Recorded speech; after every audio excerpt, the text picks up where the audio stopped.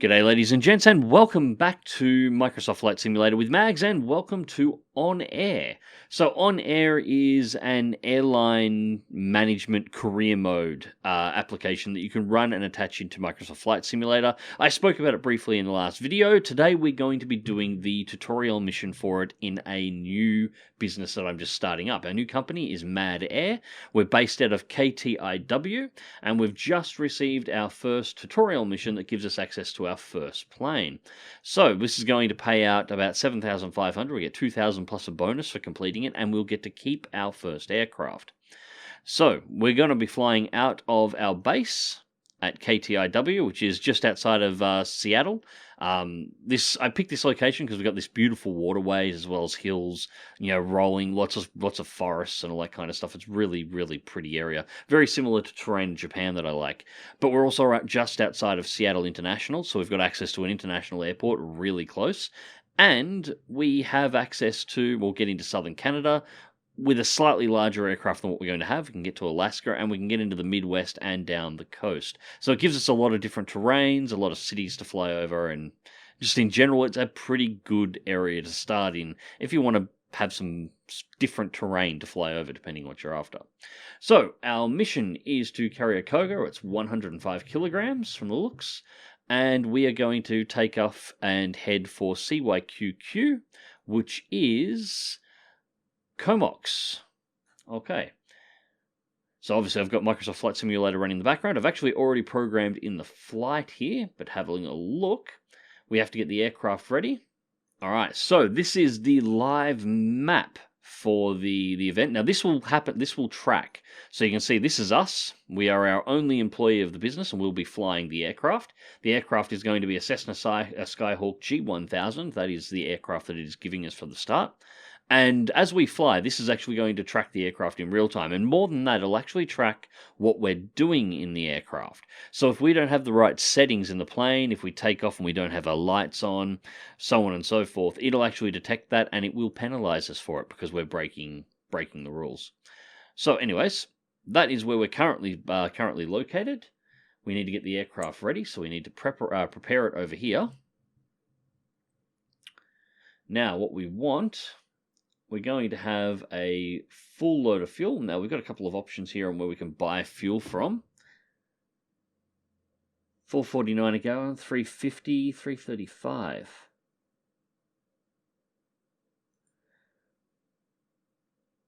And there it's $3.35. Yeah, we're going to buy from there. It's just cheaper. Fill it up. So that's going to cost us $163.21 to fill the plane up, which is good. And now we need to load the cargo. So cargo loading, so it's going to be 105 pounds. Not 105 kilograms, I said before, 105 pounds. No extra passengers outside of us. So total payload should be 631 pounds. And the cargo will be just 105 pounds on cargo with just the weight of the pilot. We should have no weight for the co-pilot on board for this particular flight because we do not have one. 295 pounds, and yep, that should be our delivery. Okay, so now what we do, we've got our scorecard here. We have to make sure this matches up inside of the simulator. Unfortunately, it doesn't transfer this automatically. So now we go over to Microsoft Flight Simulator and we start prepping the aircraft. So weight and balance, we're going to have 100% fuel, which we already have set. We do not have a co-pilot for this flight, so we do not have one at all, so that's going to shift the weight down. But we do have, let's bring this back up, it's 105 pounds, 105 pounds. 105 pounds of weight as cargo. Alright, so there we go, and that is on fuel, so we're maxed out on fuel, single pilot, 105. Now we need to make sure we've got our stuff here, so we are Mad Air. Okay, aircraft selection is correct. We do have the Skyhawk set, and unfortunately, well actually no we do. That's right, I downloaded a liveries pack. I forgot I had this on board. Alright, so we are going to go... I kind of just like the black in the default.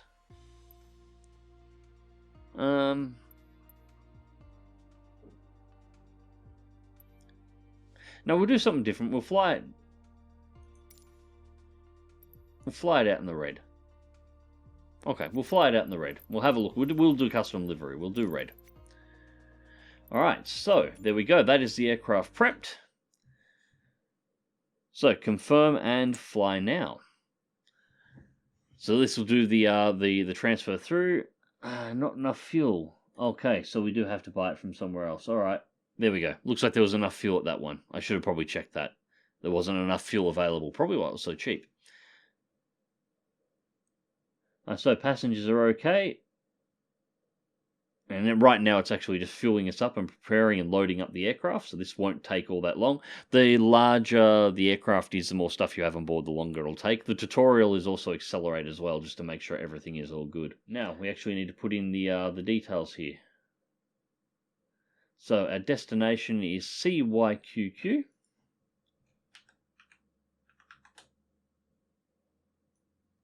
So that's Comox. Alright, so our alternative is CYVR, Vancouver International, if we need to make for an alternate. We will be our only pilot, so no passengers on board, no co-pilots. Go to flight tracking page. Okay, so this has it on the map. Now at the moment we are showing us all over the place. We actually need to start the flight and it will correct itself. So it thinks we're over here near Africa at some point at the moment. So it's reading as our location wrong. So once we actually start the flight, this will be corrected. Alright, so we have just started tracking our flight. So this records our session duration from our time of departure through to exactly when we hit our destination, which we zoom in here, we can see. There is CYQQ. And our abort, which is at Vancouver, at CYVR. Now, if the mission happens to have a timer attached to it on how long we can take to actually get to the destination, if we exceed it here, the simulation will actually record it. And this is linked directly into the simulation, so this also knows what switches we're hitting inside the cockpit. So if we make any mistakes and we do something that is against the rules, we can be penalized for it inside of the app. So anyways, this is all set up and tracking, so all we've got to do now is flick over and actually start firing up the aircraft, and we are pretty much ready for departure for our first flight. So, now I've actually got to remember how to fire this one up. That's alright, I'm sure I can remember this one. So, mixture cut, we want mixture through to 100%. Throttle should be at 0, shuttles 2 to 1/4. I try and actually... No, I won't load up the checklist, I'm pretty sure I remember this one. Masters are on. Alright, now, beacon on. I'll turn all of our lights on here just by default. Your flight will be monitored until you land and shut down the engines. Right, that's on air. Yep, so it's just letting us know it is monitoring. We are active.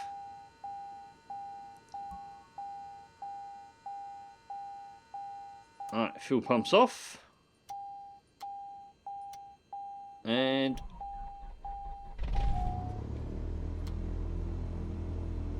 Alright, we're good. All of our lights are on, so we are all set to go. Now we just need to turn on the second screen and the rest of our avionics.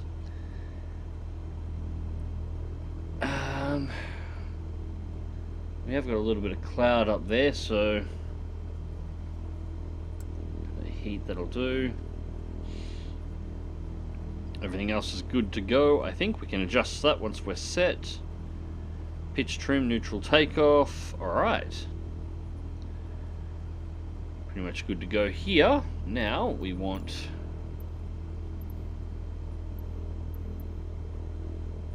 into HoTaS. Tacoma Airport information, Yankee 2200 Zulu. Wind 152 at niter. Visibility, tree. Sky condition, few clouds at 1,000 feet, few clouds at 4,800 feet, few clouds at 11,800 feet. Temperature, 14. Dew point, 10. Altimeter 29.86. ILS runway 17 in use. Landing and departing runway 17. VFR aircraft say direction of flight. All aircraft read back hold short instructions. Advise controller on initial contact you have, Yankee. Alright, so tuning ground. Now we're departing north, so we want to request taxi departing north. Ground MD4R069er with Zulu request taxi for takeoff north departure.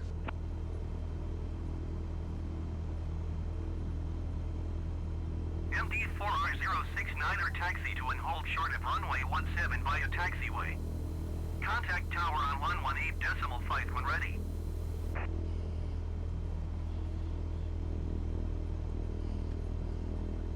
Alright, so 17, so we're going to be going up on this end, so taxiway will be just straight out here to the right, actually.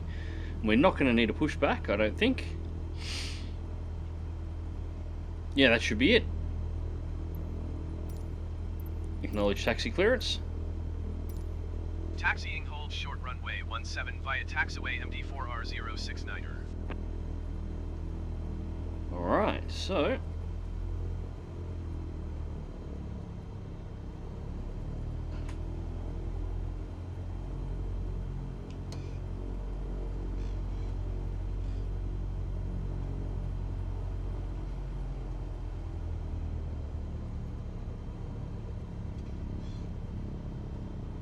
I'm not 100% on the red, I might add. I'm really not 100% sold on the red. I think we might have to go for the blue or go back to the black. I think I prefer the black on this aircraft.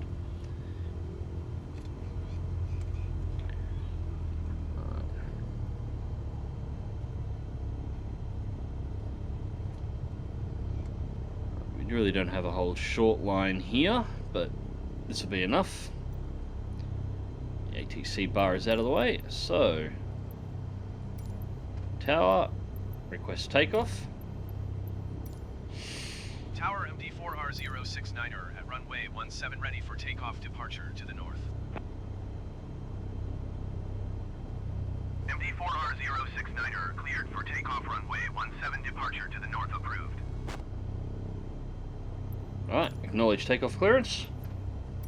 Cleared for takeoff runway 17 MD4R069er.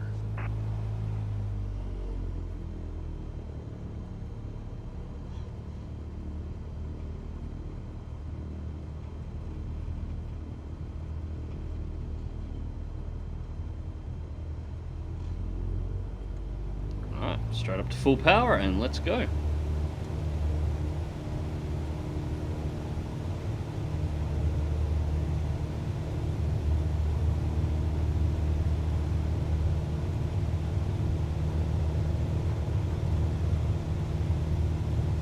Wobbly here actually.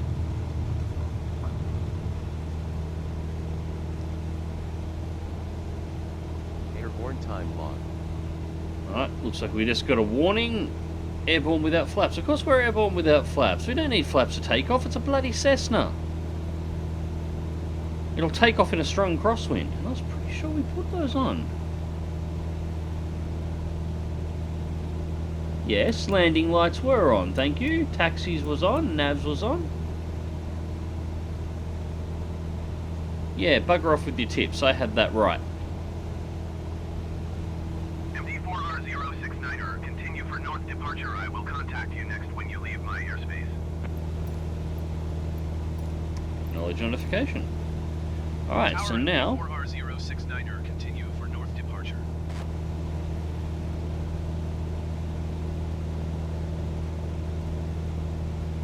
Just bring it down to the right and get a little bit clear and start our climb out. Get clear of the runway, of course. We're going to go out this side, just spiraling out to the right here, out to the west, and then head north, because if we go into the east, we might get into the cross traffic from Seattle International, and we do not want to be over there.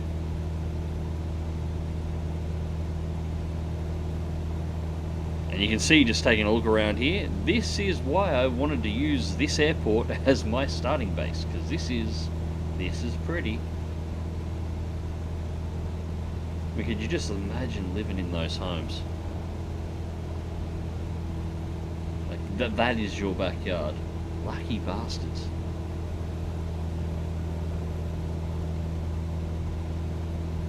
I'm not envious of that at all. Not at all.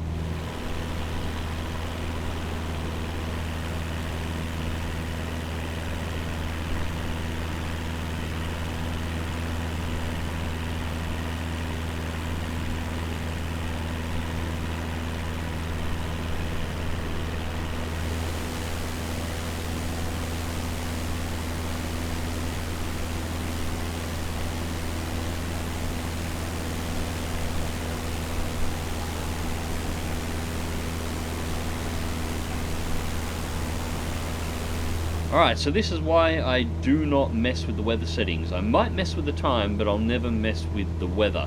This is an awful day to start this kind of a first flight. Look at those clouds.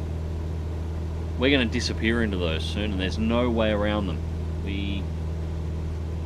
There is absolutely nothing we can do. From 1,000 feet to, I think HoTaS had us at like 14,000 feet before. This is a mess, and we don't want to go that high in this anyway, so we're flying through that whether we like it or not. So this should be an interesting flight. I'm already feeling the turbulence. You can sort of see the plane is bouncing around. Actually, the visual feedback, I don't think I've mentioned this before. Well, I might have mentioned it before, but it's worth mentioning again. The visual feedback of the turbulence in Microsoft Flight Simulator is fantastic. Like, it just, you're getting jolted around, and this is just going to get worse as we get into those clouds. But anyway, so this will take us about an hour and 20 minutes to complete this flight, assuming that we can maintain maximum speed. I don't think we will be able to, honestly.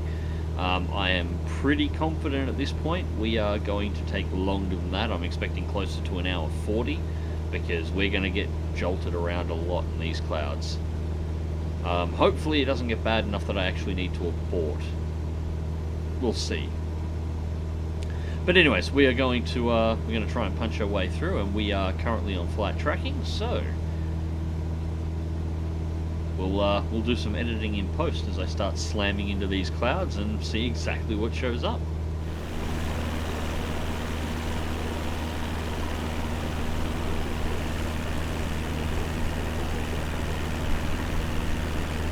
Alright, so we're just about to start running into the clouds here. Turn the landing lights off at this point, because they will actually light up the clouds as we start passing through them.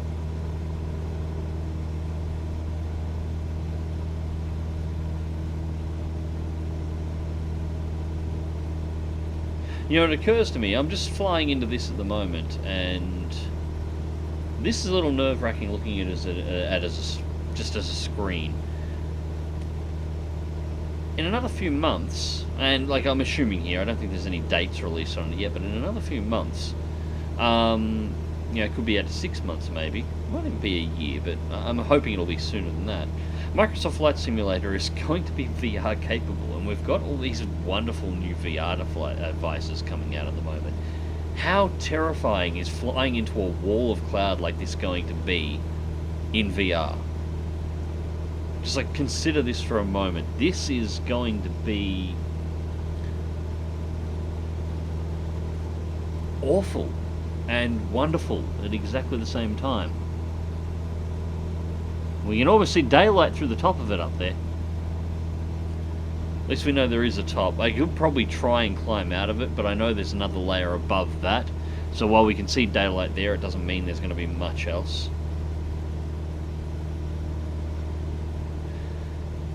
And I'm moving off course here too. I don't think there's... like, it goes. I wish I had a weather radar so I could see exactly how far it goes, but... we're going in. At least we got the G1000 suite. It makes flying the IFR much nicer. Because that's it, the world is gone. So we'll just get back on course.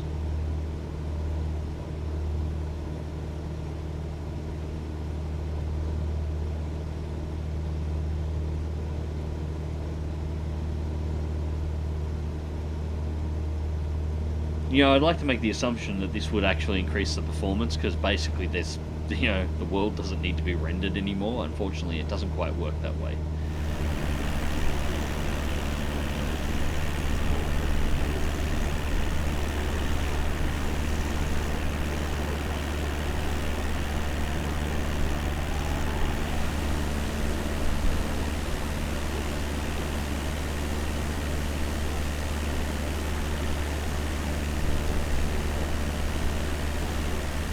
Alright, so you'll notice at the moment we're kind of flying on an odd angle off of the flight path at this point.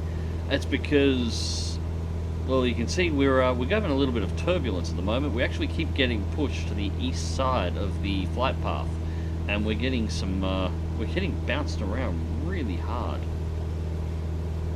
We're also flying over mountains at the moment, so we're copying not only what is coming off this, well, let's call it a light storm at this point. I think it's pretty safe to give it that designation. This light storm coming off the North Pacific, we're also getting updrafts off the mountains as we're passing through this area. So we're getting hit by a little bit of everything.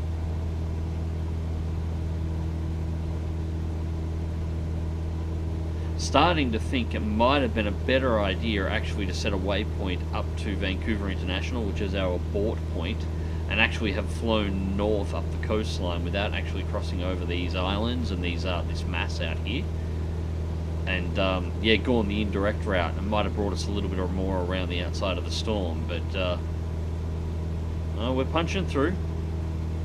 About 20 minutes into the flight at this point. I still expect we've got about an hour and 20 minutes left to go.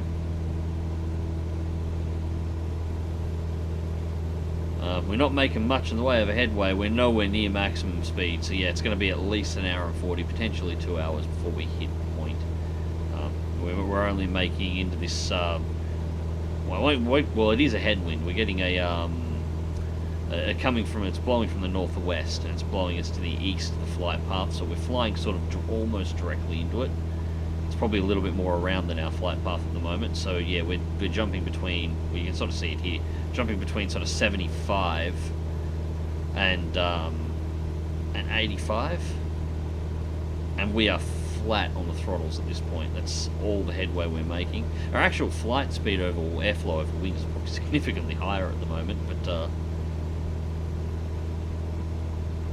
yeah, this is less than great. Yeah, we might actually need. It is starting to lighten up at the moment, actually. We actually finally found the top of this. If we can get out over the top of it, maybe that'll be the go.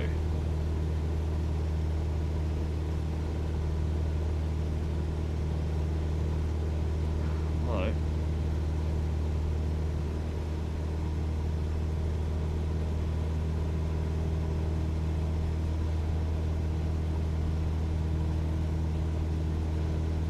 Whether or not we can find a decent top is the problem.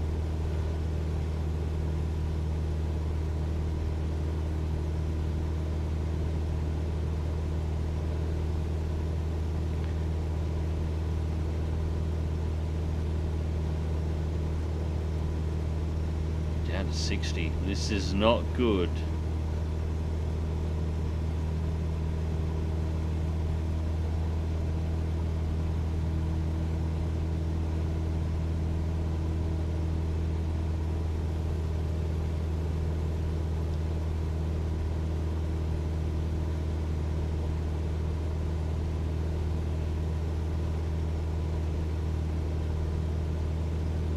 Can't seem to pick up any more altitude either.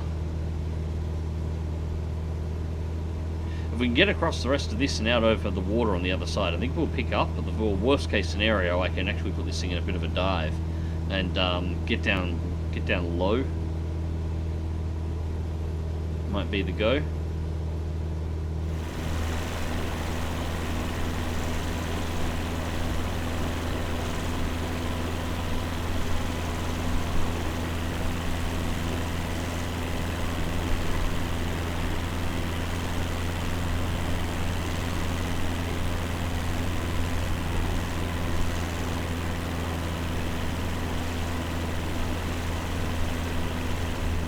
Yeah, I think at this point what we're going to try and do, once we get clear of these mountains, you can see we're coming up to the end of them on the G1000 here at the moment. Jesus Christ. Once we get out past them, we are going to take a bit of a look at what our airspeed's like at that point, and what the weather's like at that point once we get past the clouds too. And if it's not much better, I think we're going to drop down and we're going to try and see if we can get down underneath the cloud, although I'm not hopeful that we're going to find much better on the other side, to be perfectly honest.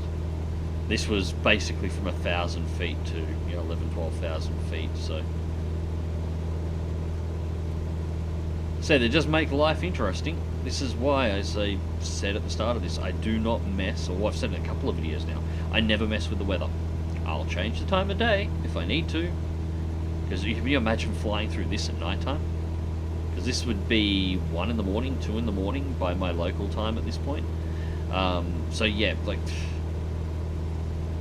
I'll mess with the time of day, but I'll never mess with the weather, because the weather is what makes things like Microsoft Flight Simulator and general aviation and commercial flight simming interesting. You're actually having to deal with the elements.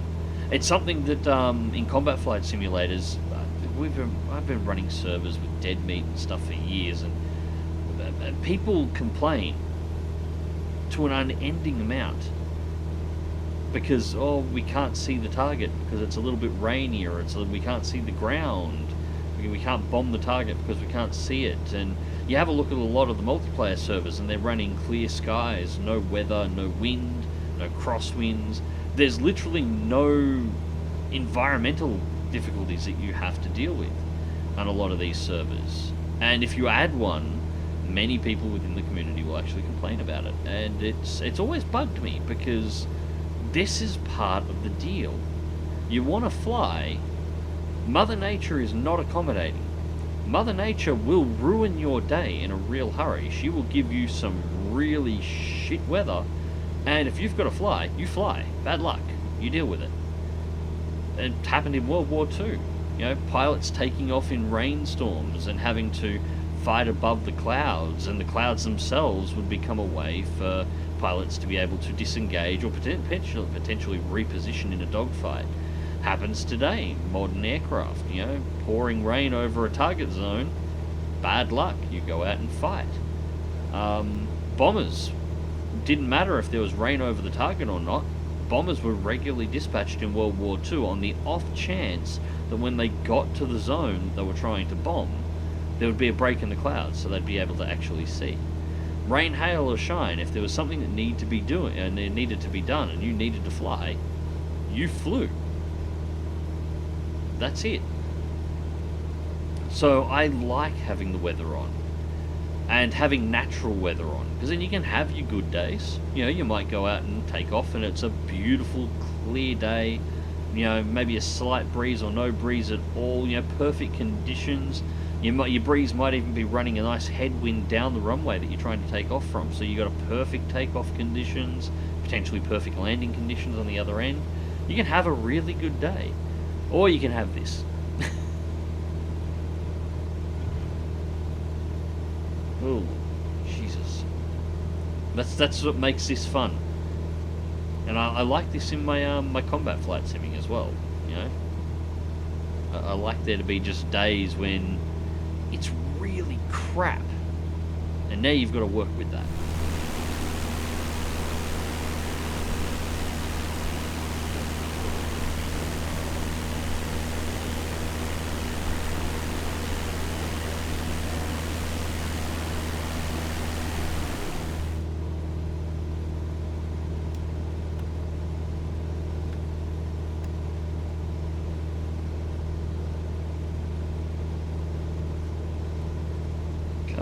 Come on, come back up.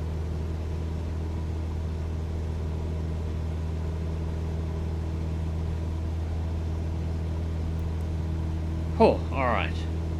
We actually had a malfunction there. The Garmin, the right-hand side of her nav just shut off. Anyways, we are just about to hit the straight. So we're getting clear of the mountains at this point, which is good.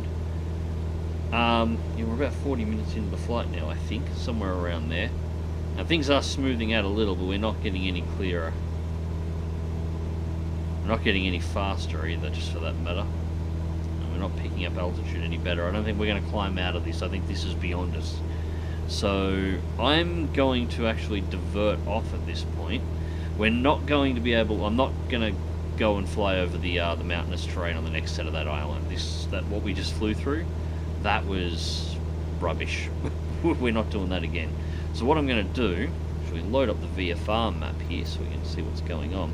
I'm going to head north up here and then follow the coast around. So if we head directly up, this will keep us out of this, because we just flew over here. I don't want to fly over this. This is not going to be any better. This is going to be a touch worse. So if we can get out over here, we can fly over these islands. It's fairly low terrain, no mountains, and follow the coast back up and rejoin. And if we need to, our abort is over here. Vancouver is just over here, so we can abort out that way. So straight north from here, we're going to be going off the flight pan. I'm actually going to... let's adjust the map, zoom in. This gets fairly fiddly. Going a little bit further so we don't have to use the VFR map. Not that there's any problem with it. The VFR map's no different than using a like flying a real aircraft using a tablet or another external map source. It's not a cheat or anything, but rather than having the window up, we'll head north from here, and then we can, at the very least, if we need to abort, we can abort, and just wait it out. Now the sim's fine with this. The way On Air works, if we have to abort out and we land somewhere, it still records us having made that trip, and if there is there's no time delay or time limit or time requirement on the mission that we're actually doing, the flight that we're actually doing, we can wait out the storm. We can land, say at Vancouver as our abort, or really any other runway across the way. I can schedule in a landing anywhere and request one if we need to, and whatever's close enough if we have to do it. And then I can sit back and we can, I can, go make a coffee and have a wander around, do something somewhere else in the house and wait for an hour or so, and then come back and do the second part of the flight. And we can continue off and still make the delivery. That's not a problem at all. So you can do this if you want to. I'm still going to try and fly this one straight through because I like the challenge. I'm actually really enjoying this flight as much as all I've seen is grey out the windows for, well, basically since taking off. But yeah, we're going to fly up and around. Although we have a break there. Although we're at 10,000, I don't know if we'll be able to get up there. We have picked up a little bit more speed. We're down at 60 before, so we are doing better. If I can climb my way out of these clouds, I'll make the turn and I will go over this terrain once we can get clear of it. But I just don't want to do it again through the storm. We'll see. I'll see if we can find the top of this. That looked like there was at least a couple of thousand feet in it. If not, we'll follow the coast.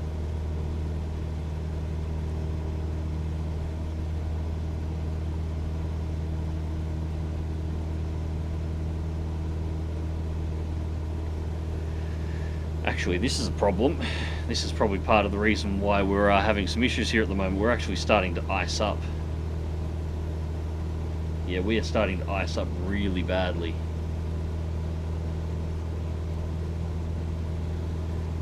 Yeah, this is not good. Alright, so we're not going to be doing this now. We're going to start dropping altitude.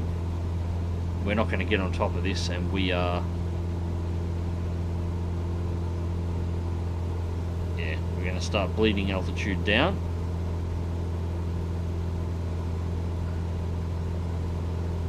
Looks like there's some other crazy bastard out flying in this as well. Over here. Not sure who or what it is. What if that... I don't think it comes up on the VFR map. No details. Yeah, there's somebody up here with us at the moment. And it looks like they're avoiding flight. Whoa. RPM high. Looks like they're doing the same thing we are. I'm going to watch my descent there, otherwise we'll break the plane.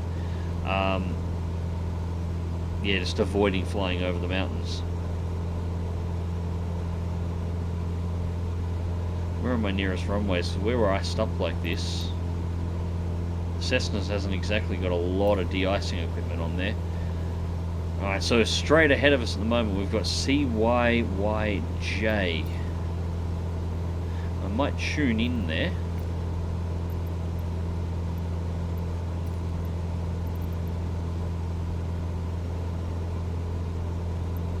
One over here, so I've got it central.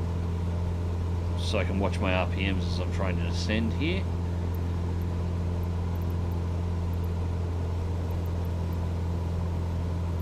Why is that? up. I thought I'm almost sure that would have come up.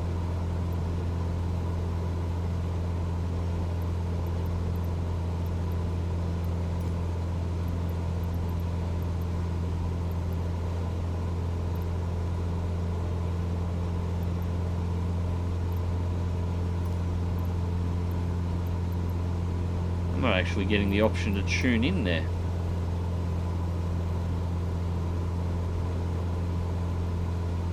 Regardless, we might have to see if we can get down below the clouds. We might have to see if we can find the place. We haven't got a lot of, as I said, not a lot of de-icing equipment on the Cessna, so we may need to abort and just wait it out.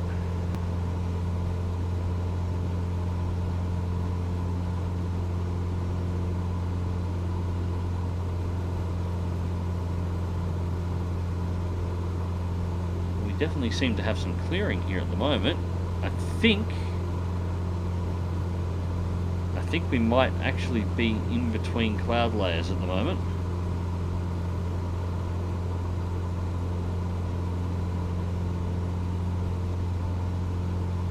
Tell me that icing isn't a scary effect to suddenly see going up on the windows. And there it is, we can see the runway up ahead of us. Alright, so it looks like I got a little bit of a trip to make a decision.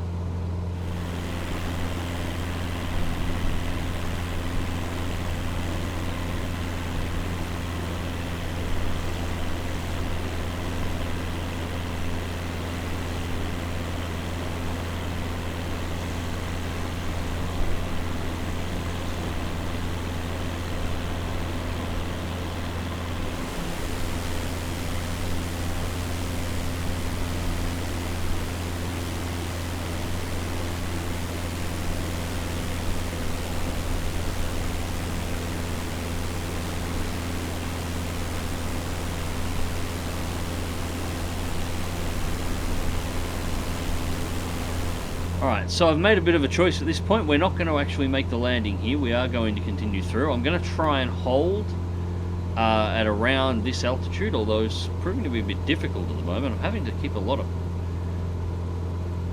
I had to trim the nose down quite a bit. We've definitely picked up some ice on the wing. I can see it on the external view. I know it's cheating, but the Cessna's got a back window, so I could conceivably have looked out there and had a look as well. But I know there's definitely some ice on the tailplane. I think we've got some ice on the top of the wings too, but we do seem to be better at this altitude, and it does seem to be slowly melting away. So I think if we can stay at around this altitude, where we're sort of in this gap between this lower end cloud and the higher end, we should be alright. Now we can't stay at this altitude if we went inland, so going this way I think was the right choice. If we'd gone over the island and over the inland mountains and everything in that direction, we would have had to go higher in order to just make sure we were safe, and that would have pushed us up into that, and that's where we picked up all the ice from before passing over trying to fly at 10k. So besides, the view here is much better. So we are going to bypass here. We're just going to fly over, and in reality, see it on this one, but I'll load the VFR map up again. CYVR, that's our abort. That's Vancouver International. So we're only, not far off the abort. I'm actually going to fly around here more to CYCD, so we have options to land there, and that's where we have to make our choice, because once we get past here, it's a bit of a run before we get to the next set of airports. In fact, there's basically nothing from CYCD, unless we go and cross the mountains, which I do not want to do. We're pretty much a straight run to our final destination.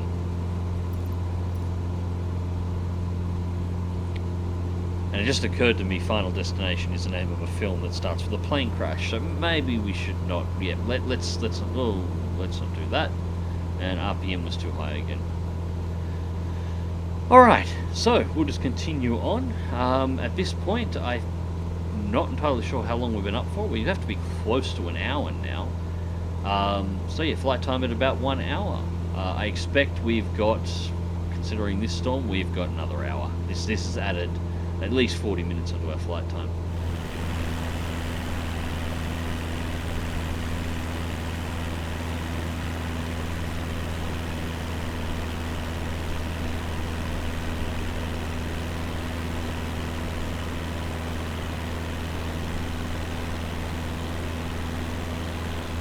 Getting some pretty mountains poking up through the clouds here.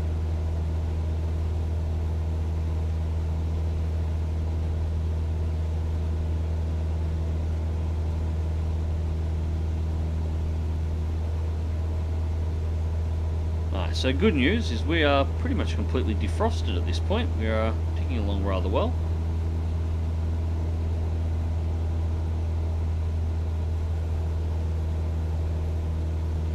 Finding much else in the extra there.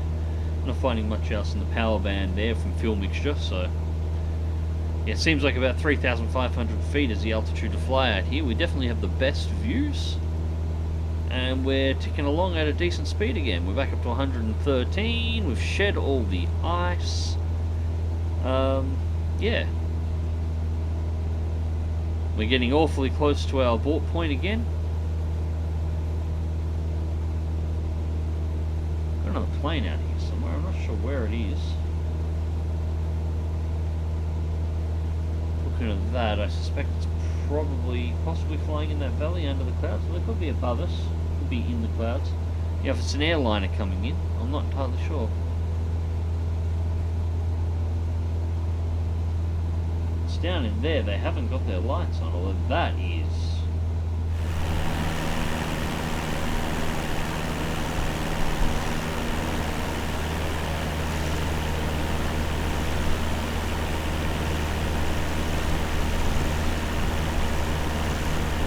Right, so that wasn't fun.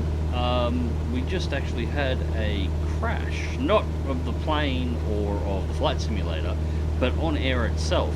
Thankfully, resetting the program seemed to recover everything. It recorded, picked back up where the plane was, what our flight path was, where we were going, what we were trying to deliver. It picked up everything except our flight time. That got reset to the start, reset to 00. So we just lost our recorded flight time. Thankfully for this particular mission that's not really a problem, but is most certainly a bit of a mark against on air. I like a nice stable program if it's going to be a third party app, especially if there's a premium fee for its usage attached. Now this is getting worse at this point. Yeah, we're at 2-3 and it looks like we're cloud almost to the deck now, so we are going to be going through the grey whether we like it or not. I'm still going to go through with the plan here. I'm not going to abort. Frame drops here, we should be okay. I'm going to punch through. Our abort runway should be just down here. There you go, just see the lights. Just off there in the distance. So that's our final abort runway. It's not the one we actually had planned. Vancouver is just over here. I wonder if we can... Nah, too much cloud. Won't be able to see the lights for Vancouver. But Vancouver is just over here. We're going to pass over and we're going to follow it around. Hopefully once we're out over the water we'll be nice and clear. If not, it's going to be a grey flight for the rest of it, I think. But we're not icing up. We're not icing up again. We're not high enough for that. And we're not having any issues. We're not having any issues with airspeed again, although it is blowy.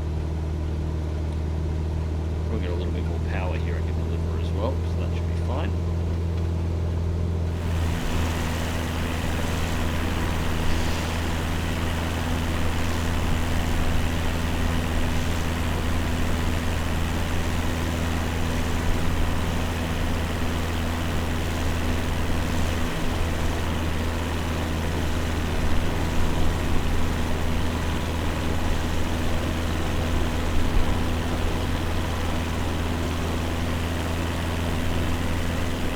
So we're trying to find our way back to 5,000 feet to see if we can find that clear layer that we found earlier on, because yeah, it's basically rain and zero visibility all the way to the water at this point. Unfortunately, we're at 4.9, we're about to pass into 5, and I'm not finding clear layer, so I don't think there's much left.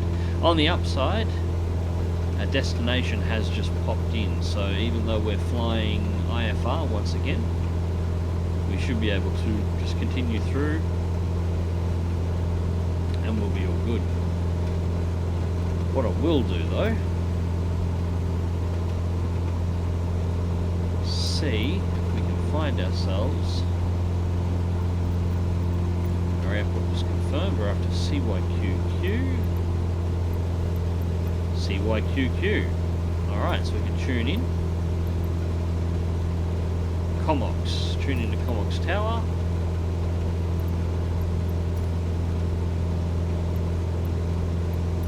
Comox Tower MD4R069er is type Cessna Skyhawk 9er miles east of Charlie Alpha Tango 4. Requesting transition. That's not actually what I wanted to click there, but anyways. MD4R069er transition approved. Report clear of Comox Tower airspace. Not what I was after. That's alright. Will report clear MD4R069er.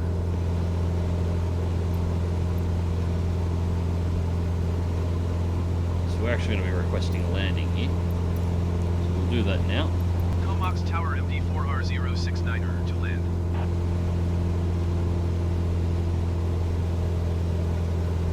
MD4R069er Comox Tower.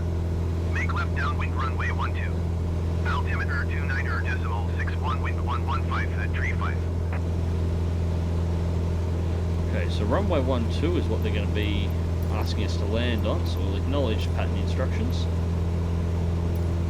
Enter left downwind runway 12.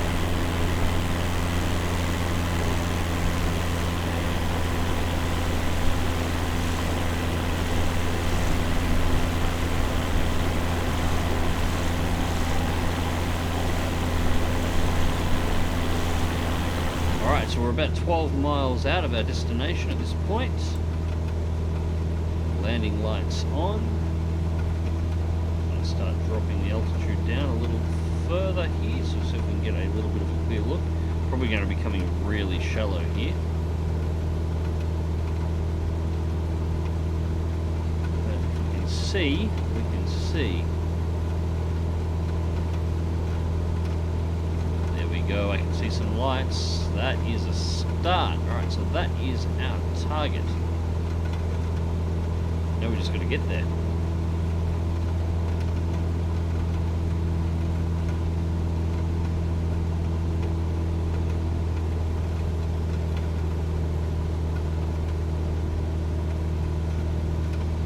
What a wonderful day to fly this has been.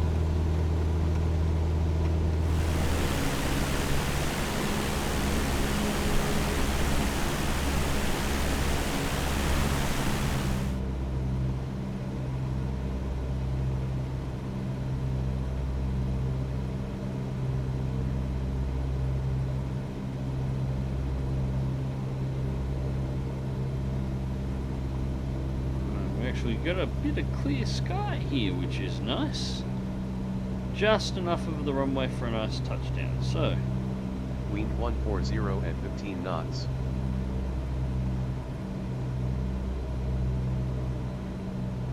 cool.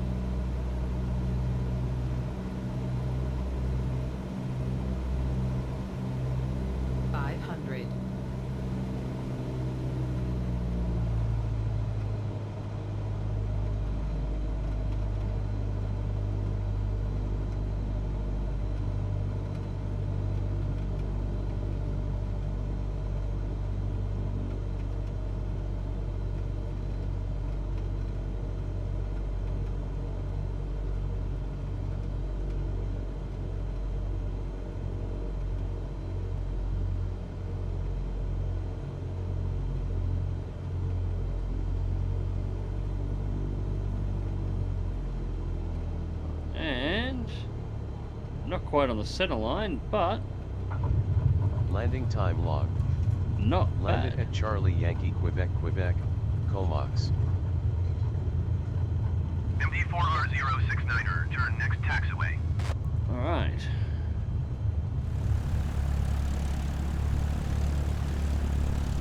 Alright, so after what has been one hell of an interesting flight, we've reached our destination. So we don't actually seem to have a parking space over here anywhere that we can take. So this looks like a really nice big hangar over here. I'm just going to park right next to the hangar so we can go inside and hopefully get ourselves a nice warm coffee. Anyways, ladies and gents, Hope you enjoyed the flight. Hope you enjoyed the first look at On Air. I'm going to do a couple more of these. We're going to actually have to pick a flight up straight out of here in order to go back. Because as I said, with On Air, if you want to move a plane, you actually have to fly the plane from point A to point B. So now we're here. We need to pick up a mission from here that gets us back towards Seattle and our home plate. Anyways, guys, until next time. Hope you enjoyed this one, and take care.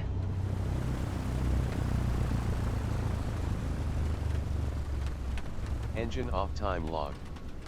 End of flight, registered in On Air Company.